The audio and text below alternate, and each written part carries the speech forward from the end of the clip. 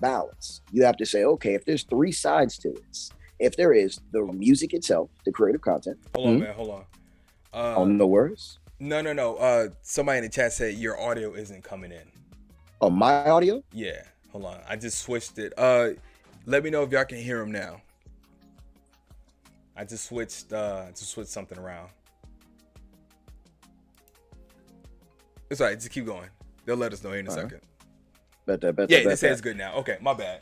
Cool. Okay. So yeah, so I mean, there's three components to this. You can look at it as they say. You can say it's a triangle in this situation. You have the creative content itself, you have the business, and you have the marketing. Now, marketing and business, just like marketing and music, can go hand in hand. It's synonymous nature. But at the same time, they do stand on three separate points. Most people, from an artistic standpoint, will come in from the creative behavior that they've established, what they love. It's easy for them to go to the marketing aspect on the mindset, okay, I just have to create a different kind of concept. The issue becomes when they go from marketing, not just for the sake of me creating content, but to understanding there is a business structure behind this that they have to do to establish. Now, Okay. marketing. Okay, but I hear you. But my thing is, it's what is I'm trying to get to the point of what's stopping an artist from making that switch. Like, what is Oh, what that's is them. That is completely one to one, person to person. That is conditioning. That, I mean, you can say it one of two ways. Hey, they've been conditioned to believe X, Y, and Z. But it's just like I say, when you're a kid and you're taught a certain lesson in life, that's only okay until you reach a certain age. Because once you hit a certain age and you're able to establish your own decisions and see the world on a larger scale, you then have to reevaluate the lessons you learned. That's in the same sense here. If you came in and your whole mindset is, I want to be an artist, I want to do music, that's great. You've created 5 albums, you've made music, but you have not made the money. At that point, what do you need to do as a person to figure out how to make the money? okay? And that becomes the difference between hustlers and people who just gonna fly by. And that's the part. That's where I wanted to get to. That I want to address. I want to attack this aggressively because what you're saying is 100% true. It is a person thing. It is a person thing. So I want the artists that are listening in. I want them to understand like it's on them. And I've been saying this for a while. That's why I say I'll be the bad guy here, which is like you have to take onus of your success. At some point, you have to realize Mm-hmm. that if you're not where you want to be, it's you. It's not the industry. It's not the marketplace. It's not your people not supporting you. It's not your city or anything like that. It's really just you, and that's what I wanted to get to because Phil, there's our podcast. There's hundreds of other music business podcasts. There's YouTube videos. There's tutorials on how to do this. Mm-hmm. I give you an example. Virgil Abloh, right? God rest his soul. He has a website that teaches you how to create your own brand with like very little money. You're talking about somebody that's gonna go down one of the greats, right? So if I see that, and that's all over Instagram, Twitter, Facebook, and all these different blog sites and news sites, and then Mm-hmm. someone's like, "Yo, man, I want to start a brand." It's like, "Oh, check out the Virgil Abloh website," and I come back, let's say a year later, and I'm like, "Yo, man, how's the brand going?" It's like, "Ah, man, so, it's like, well, okay, that's on you. That's the point. Is I want to put some content out there for people to understand. Like, it's really on you Right. You got to seek the information. You because got to figure it out. Bun shouldn't be having this conversation in 2022. Like, I'm over this. I'm over the conversation of like, man, we got to get artists to understand. It's like, no, it's not. It's not because they are an artist. It's the person. Period. I'll be honest with you. These type of conversations are going to happen until the end of time. Reason being is because we have not changed the overall conditioning behavior with regards to new people coming in. So let's say, for example, you got a kid who's 6 right now who says their favorite artist is the late great Michael Jackson. They want to be a singer because they saw all the happiness that Michael Jackson brought to people through music. Then you got to ask them, well, are you going to want to write your own songs, or do you just want to sing music that's going to make people happy? You have to start establishing a behavior of understanding what type of pathways they are for that particular person at a younger age, conditioning the behaviors. But Okay. again, if they don't have that type of thing, then at a certain age, they have to take over and say, okay, with everything out here information wise, who do I want to be? I might have been conditioned to be this, but I don't want this. Who am I going to be? Yeah, see, and now that's when we start going down the deep dark rabbit hole of the psyche of an artist, and why I said years ago, and people tore me up in the comments, in my in I said it on, I think it was Facebook or Twitter, and I said, you know, most successful artists, or most of the dope artists you like, they're not happy people. Like people just like, nah, you know, that sounds dumb. Just like, you're not really paying attention. It goes down to the psyche, which is there's okay. How do I? Okay, so I'll say this about myself, right? For the sake of content, I'll put myself out there. So people joke all the time, say I'm not a happy person. People say I'm very nice. People say I'm very considerate. But it's not that people say I'm not happy. People say I have a very dark personality, or I'm emotional, or whatever, right? And I mean, that's how you feel. That's how you feel. I mean, I don't care. But the thing there is, what they're noticing is that I am never satisfied. And if you look at my circle of friends, like close friends, they're never satisfied. It's always this, like, I have a friend in Houston right now. He's killing it in a financial game. But when he hit a serious milestone, I want to say a year ago, that he told me about, and I was like, yo, how you feel? And he was just like, yeah, it took a long way in the gear, but okay, now I gotta keep going. And it's the same thing with me. It's that ever, you know, it's that hunger is never going to subside. That's how I got as far as I've gotten, is that I'm never satisfied. I don't celebrate my wins. I never celebrated any of my plaques. I never celebrated any of my, you know, my placement. I never celebrated, you know, hitting a certain revenue with my company. I don't. It takes the people around me to say, hey, yo, you may want to sit down and just say, hey, just kind of take in what you have, and I just catch the moment. Yeah, and I just don't. And it comes out music, especially when I'm writing. When I was writing music for the television show, one day I'll get into it. I think I got into it a little bit, but one day I'll get into it for real. Shout out to Jesse Smouye. I'll get into it. Yeah. So they were saying like, wow, this is very emotional stuff here. And I was like, that's every day. Like when I said that a couple episodes, like, hey, this is my baseline, as far as like, that's my baseline. And I feel like for the success stories that we hear, they all have that in them. So you're right. It does come down to how you're conditioned when you were born. Well, not when you were born, but how you grew up. You know, I grew up getting my ass kicked every other day. I grew up getting picked on. I grew up having to fight. I grew up going, okay, cool, I'm gonna have to fight these 3 guys to get to this lunchroom. Probably not gonna make it to lunch, but I gotta do this. That was my reality. And so that's transpired to my life until I graduated high school. And once I discovered music, that became my outlet. So whether it's Bun, whether it's, you know, Charlie XCX or whomever, there's all of us have some sort of dark side where it's like you're constantly pursuing this thing where you're just trying to fulfill this void that is just ever there. That's my deep dive in the Scottish Chef artist. They say a lot of the majors have a level of narcissism. I mean, it's true. You got to position yourself, your hunger, everything above everything. Sacrifice is real. That's like I was listening to the story on the baby where he's talking about, he's like, bro, I sold everything, cars, everything, like basically bottomed out to hit the top. You know what I'm saying? And I'm like, and that's not the story for everybody, but that is a story for a lot of them cats, because it's like, what are you willing to give up? What are you willing to sacrifice? What are you willing to do to say, I'm going to make it here no matter what?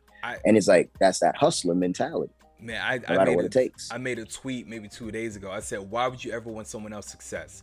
You can't even imagine the price some of these people paid to get there.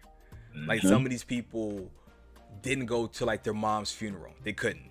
It was like, I got to make a decision here. Some of these people had to do really horrible things to get the money. Some people had to escape place. Some people had to move to another country by themselves. And like, man, it's stuff like, that's what I'm saying. So in regards to this, you're right. But that's what I wanted to get to, was like, at some point You have to, because everyone gets their ass kicked in life. At some point, you have to take those ass kickings. Okay, enough is enough. I'm fighting back.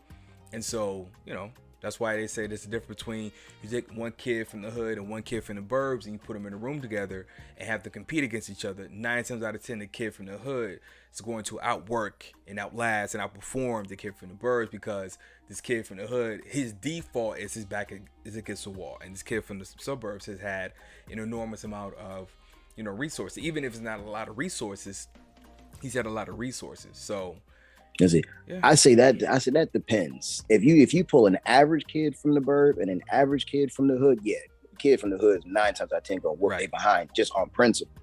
But I tell people all the time, I said, don't get it twisted. There are these cats. And when you start looking at these people who went to Harvard, who become presidents, who become politicians, a lot of these individuals had incredible resources growing up, but they also had that same level of hunger as if they didn't have the resources. So they gonna put in, and they know how to use their resources. That's what makes them so dangerous. But the reason why they go in is because, I don't know if you saw the show. Come on, Mother was such a big fan. What's the one with Kerry Washington? Scandal. Yeah, that's my joint. Like Gladiators. Wow. So his name is Theo Mackey. Hans, nobody did not say that. But if you look at, so my favorite character on the show was Cyrus. But if you look at Cyrus and you look at Fitz, you would say, okay, who would make a better president? 9 times out of 10, you're gonna say Cyrus, right? And Fitz got talked about a lot because it's like, look at you like the speech Kerry Washington's dad gave. Olivia Pope's dad gave, like that speech when he went off, just like, you just a boy, you've always had things handed to you, whatever. That dude should have won an Emmy for that. But yeah, if you look at him, you look at Cyrus, and you look at Olivia, they all have had a dark past that triggered something in them where it was like always attack. And so in regards to here, that's why a lot of hip-hop artists who it's survival of the fittest. And so like for like my other artists from other genres who are listening on this, there's something in your past that you need to tap into that's going to get you over that threshold. Like this really is, you really can't go as far as you want to go. Are you willing to do the work? Like, are you willing to work like the long extra hours? And if so, you got it. But yeah, but I'm over this conversation because to me, no, for real, like I'm no longer putting out content on, you should know I'm going to tell you steps in the business. I'm not going to tell you should know the business. I'm only talking to people who know the business or know at least enough about the business to make at least $1 back, and that's it. That's my rant. Oh man, sign up for a PRO and you can do that. Yeah. So all right. So we're getting close. We're gonna cut today's episode short because I'm not feeling well, and Theo got some stuff. He has to get done. Plus, I got a whole bunch of stuff I need to turn in tomorrow. I got a deadline for a project. But in regards to the PRO, kind of walk them through that whole process. Yeah, man, it's like the first thing you should be doing as an artist is a registration of your music. And when it comes down to registration, this goes a couple of different ways. But the most common behavior is signing up with a performing rights organization. BMI, ASCAP, we say CSAC, but CSAC is invite only. So we kind of pulled the niche to the side in that instance. But your most common instances in the US is going to be your BMI and your ASCAP. If you record a record and you commercially release a record, as in you put it on Spotify by way of whatever distribution service, it does not make sense for you to not have that record registered through a PRO and you have an IPI number. Reason being is because when your music gets played, let's say terrestrial radio, guess who's getting that payout from radio? Your PRO. When your record gets played in a facility, like let's say, what do you call it? Let's say you go to an NBA basketball game. Guess who's getting the payout? They deal in blanket license. So that's going to the PRO, paid to the way of a composition owner. Composition owner being the person who wrote the record or people who wrote the record. These are small details in the business that make incredible impacts. Even in the sense of saying with the digital space, they'll tell you, hey, make sure you register with Sound Exchange because radio does not pay performance royalties to recording artists. They pay the royalties to the composition owner. So if you are just a singer on the record, but you didn't write, radio's not paying you. You know what? Let's do this. We've been given a lot of game. I want to dive into this stuff a little bit. So in regards to the PRO, so like I check my little royalty statements. It's so, my God, I can pay a light bill. But I can pay a New York light bill. So excuse me. Yeah, that's something. That's something. But yeah, I mean that's how I get paid. I get my advance on records from indie labels and indie artists, my producer fee, my points, and then and all of this is negotiable too. Like we're gonna dive into some of this stuff as well, as far as like negotiating, why it's important and why it's the artist, you need that in your arsenal. Like, Well, no more. One thing I'll say, just to be careful about that word negotiation, I don't want them thinking that the term negotiation applies to all instances, because there are government mandates like statutory rates, which are not negotiable. You gotta find a different word, bro. You gotta statutory. That's what it's called. It's a statutory rate. I realize I say I need it that fast. T. Yeah, I need that T. You're right. I gotta stop saying it it so rate. fast. Yeah, statutory rate. Make sure you understand me. Yeah, those are things that are non-negotiable, just in a general sense of a contract. As in, when these organizations are paying out your royalties, they're just paying it based on that government mandate. Now, when you're dealing with something like what your, let's say, DSP is paying you out based on what they're receiving from a streaming service, that can be considered negotiable, provided you're dealing with a label situation who has the power to negotiate, or you yourself are in a position to negotiate that contractual agreement. But again, depending on your circumstance with labels, as a major label, you may not be getting paid from streams at all, just because a lot of these labels are issuing blanket licenses. And that's something as artists you need to pay attention to, especially as we go into Web3 and the metaverse. Blanket licensing is about to become a real big thing. So when are we going to cover the metaverse? Probably when the metaverse get a little bit more in the conversation, because it's fresh right now, but not much is popping on the way of music rights, simply because people are still trying to figure out how this is going to go directional. Is it going to just be one large scope like the internet is, but it has a whole bunch of different area spaces, different URLs, etc.? Is it just going to be Ready Player One, where it's like, hey, one person created this giant thing, and then now everybody's doing this in this one giant thing? People will argue, well, that's just a new version of the internet. Exactly.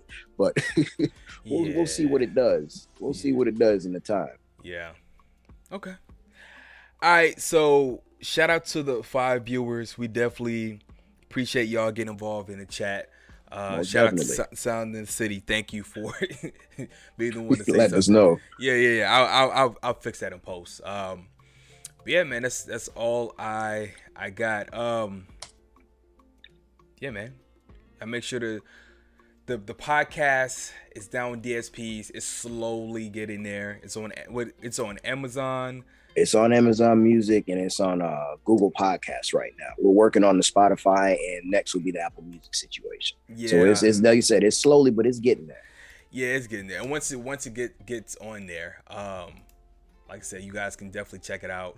We have it on Apple Music and everything. It's a slow build, man. And I am not tripping at all. Is that it? Damn it, no. I was about to say, if it popped up for the first time while we on live, that would be dope, yeah.